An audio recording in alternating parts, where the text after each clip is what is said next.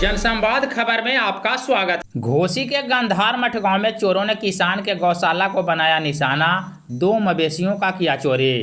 दरअसल मामला घोसी थाना क्षेत्र के गंधार मठ गांव का है, जहां बीते रात्रि चोरों ने चोरी की घटना को अंजाम दिया है और किसान के गौशाला में बंधे करीब 1 लाख रुपये मूल्य के 2 मवेशी को चुरा ले भागा है। इस बाबत पीड़ित श्याम सुंदर प्रसाद के द्वारा घोसी थाने में लिखित शिकायत दी गई है।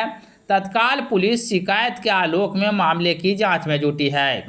इस बाबत पीड़ित का बताना है कि उसके मवेशी रोज की भांति गौशाला में बंधा था, लेकिन देर रात्रि चोरों ने चुरा ले भागा।